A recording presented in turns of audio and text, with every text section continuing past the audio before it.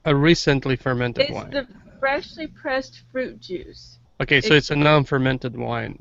So it's Right. not a wine at that point. No, it's not. It's just Yeah, so it's like what I was saying. Like it's like Yeah. wort isn't really beer yet until you add yeast and ferment it out. Mhm. But if It's- this is a it's- year-round beer, they need tons of that must I to don't. get. Is it year round? I think it is. I see it all the time. I believe so. Yes, it is it's in the year-round brews.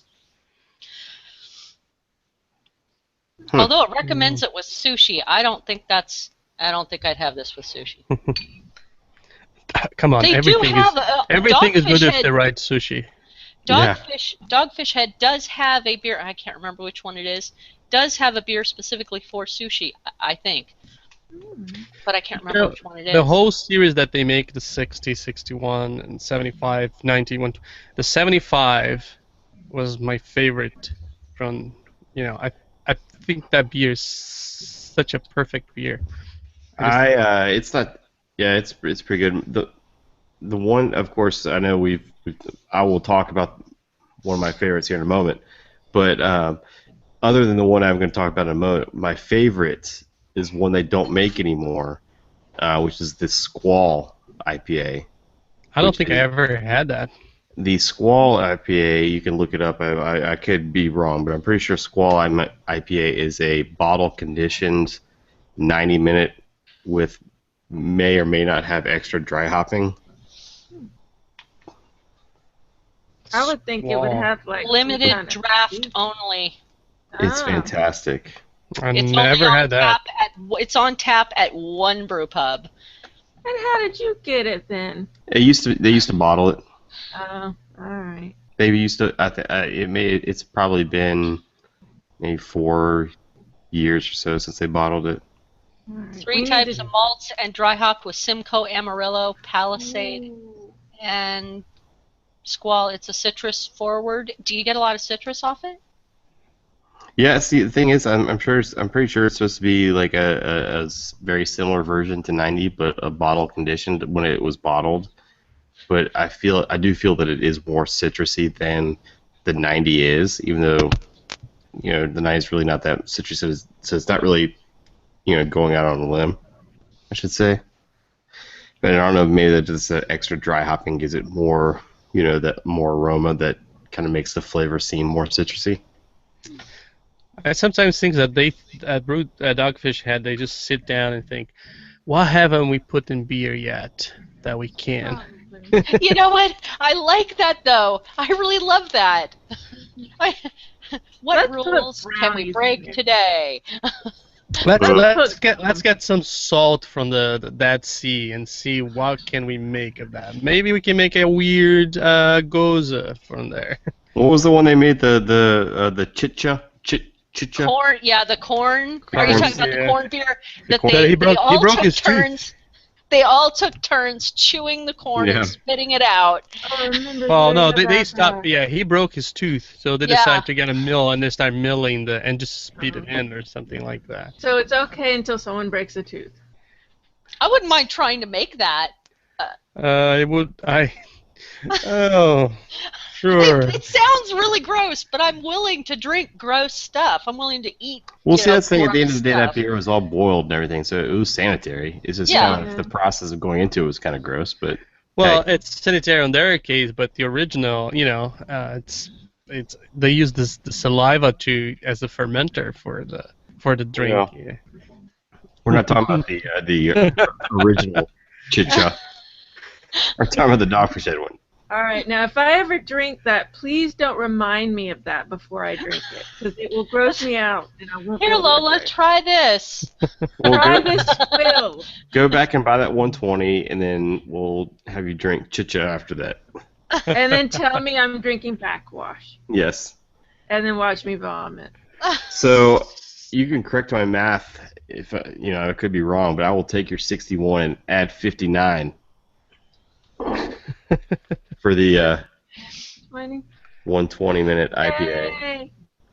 So this particular bottle, this is definitely not fresh. This was bottled on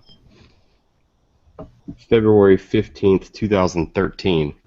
Oh. So they say, of course my camera sucks, so you can't really see it, but on the bottle it does say ages well down there at the bottom. All right. I So had a does 2-year-old one that was amazing. So, Okay. any kind of like hop presence is kind of very subdued at this point. I would It's think. it's over 2 years old. Um, and I guess it's what a lot of people say when you get into beers like this, where a lot of people compare this to, say, like a barley wine type beer. I believe the website says the alcohol range is 15 to 20%. How they don't check each batch, I'm not sure. But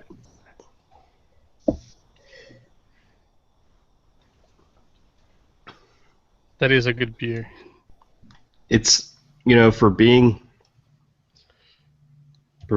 what it is, and I know we had talked about this earlier off the air, how it can vary so much from batch to batch. And my best example I have for this is I had it on tap at the same restaurant in a period of like 8 months, and it was two different kegs. And the first time I had it, it was incredibly citrusy, bitter. It was kind of like a blend of the West Coast, East Coast IPA. Like, it had that really nice malty, caramel sweetness background, but it was like it really hit you with that citrusy hops. We went back, 6, 8 months later, had it, and we're like, man, this is boozy and malty. We're gonna have to sit down and eat some dinner, because this is like, I'm not. Well, This I wasn't think I my. think So I think the first time I think the first batch we had was of that 15% range, and the second time was that 20% beer, and it was just it was so, it wasn't like, I guess what I'm getting at is, like, even though you hit the 15 or 20, like, I don't know what this percent, the exact ABV is on this beer, but it doesn't, it's not boozy. Like, it kind of smells boozy. It warms you up a little bit, but like the taste in your mouth isn't like overly uh, boozy. I think 2 years ago was about 18%, right? I think the thing is that they start that beer when it's fresh is 120 IBUs, right? Which Correct. about 100, I think 105 or 110 is as much as your tongue can taste it. After that is just numbers. But they started a pretty high, pretty bitter IBU, and it's a 2 hours boiling, hopping that thing the whole time, and I think that's, even 2 years from now, you still get. I'm wondering. I got a little hop still. It was very malty by the time when I had a 2-year-old, but I still got the hoppy was there. Just It's not. you kind I of get couldn't you. feel the 120 IBUs anymore. Well, yeah, I've had this beer extremely fresh and, older than this, and even like fresh, I don't find it to be, even though it's 120 IBUs, it's also, that beer could also be 20% alcohol. So when you get 120 IBUs in a 28% alcohol beer, it's, you're not really, like, a lot of imperial stouts, for example, will be 100 IBUs, but when they're 15% alcohol, you don't really, that bitterness, sometimes you just don't get it, because you have to, it's so balanced, I guess, is what I'm getting at. Like, Hmm. if you have, for example, say, you know, I don't know, Hop Stupid Lagunitas, it's like 100 IBUs. It's not 20% alcohol, but when you drink it, it's bitter as shit, because it's, Yeah. it's not, Hops. you don't have that alcohol. It's more of that, unbalanced, like palate wrecker. Yeah. Well, and the IBUs is not related to the alcohol or anything. You can make a session. You know how many session beers you have out there that are so bitter right now. So they are not directly related. Well, Right. but like, when you get into brewing, and especially like on a home brewer, and when you get into like programs like Beersmith, they'll have like the um, IBU, whatever the ratio is between like alcohol and bitterness. So when you get that, if you have a beer that's 10% alcohol and 100 IBUs, it's going to be not as bitter as a 7% alcohol beer and 100 IBUs. Right. I agree. Yeah. No, you're right. And I know, and that's I think I just yeah. That's why I say the 75 to me is strike the right place where that sequence of Dogfish Head was is It's good. I definitely excellent. wouldn't recommend 120 to anybody who is brand new to craft beer or IPAs. It Well, might turn them it's off you like know, forever. so we were it's interviewing definitely not Sam. it's definitely not your gateway IPA. Um, No. but I will say though that this being over 2 years old and could possibly be 20% alcohol, it is very it's quite easy drinking. It's not like it's overly boozy or overly bitter. I mean, it's smooth, it's sweet. It's almost I wouldn't say it doesn't have that barley wine flavor profile. It definitely has more of an IPA body and Yeah. and flavor profile to it. It's because it's not it's not over the top sweet like some barley wines can be. So, but it's still like it's a very faint warmth, but it's not over the top. But And by the time it finishes, I'll probably talk more about it because I'll. to what Linda said, we were interviewing Sam Calagione during Savor, right? And then Alan comes out and say, I got into craft brewing because of 120, and then Sam even make a joke. Yeah, everybody starts at 120, not, but some crazy people do, like Alan. Some people are just built for it, and I guess Well, that's true. Very true. That's just how Alan they're has a very accurate range. palate, so it helped him out. Well, and I think sometimes too, like the first time I ever even heard about this beer, I talked about it with one of my buddies, and he lives up in Maryland, just outside of DC, and we talked about this beer, and he went to one of the Total Wines in the DC metropolitan area and bought it, and he's like, man, that beer is terrible. And then we ended up going up there, hanging out with him, and we went to one of the Dogfish Head restaurants in the DC area, and they had bottles of it for sale. I'm like, man, I'm not gonna get that because at the time I was like Oh, that's 18. one of their ale house. Yeah, they have Yeah, a ale house in DC. I was like 18% alcohol, man. That's crazy talk, man. I was like intimidated by it, and that was probably 6 years ago. And now And that's your session beer. now it's like I would probably prefer to drink 2 or 3 beers versus only one of these, but it's so good. It really is. It's worth I feel like I want to sacrifice. crack open a worldwide stout that's right in front of me and do a little Mhm. hell. All right. So there's anybody who has a beer that you didn't talk that you must talk about it. Otherwise, let's nope. So let's do final thoughts. Lola, final thoughts. Dogfish Head is the best. It's probably my favorite brewery. I love them. Wow. That's a strong statement, Doug. I think I pretty much covered it over the last half hour. I think most of their stuff is what pretty enjoyable. They make some fantastic beers, or maybe not as wide range as some other places do, but it's you can usually count on most of the stuff that'd be pretty enjoyable. Linda. I think if you are a red wine drinker and you are looking to get into a little bit more of craft beer, I think 61 is going to be a fairly pleasant place to start from. But if you don't like something from Dogfish Head, try something else, because there is probably something in Dogfish Head that you will like. Yeah. No, the same veins. I think when you can't talk about craft beer without talking about Dogfish Head. They are there from the beginning, and from what I consider a beginning, the ascension of craft beer. But they do amazing stuff, and I think a lot of us sometimes, because we got caught up so many new brewers and so many stuff coming out every time. We take their stuff for granted, and we should not. They do amazing stuff, and they're always trying something new. So Well, that's what I was going to love them. tie into one more time. I guess I probably should have said it before when I was talking a moment ago. Like, don't get it caught up in their mainstream, popular beers, whether it be, their seasonal specialty beers. Look into their Indian Brown Ale, their Midas Touch, their kind of year-round stuff, and like, I just feel like those beers are such solid beers that just don't get the credit. But They're one of those where they deserve to be supported. if you see it on the shelf year round, try it because usually they're going to be pretty good. Awesome. I want to thank you guys. Thank you, Lola, Doug, and Linda for joining tonight. Thank you to all our viewers, and please make sure to check our YouTube channel and also follow us on Twitter, Instagram, and Google Plus. we're everywhere. Google Plus.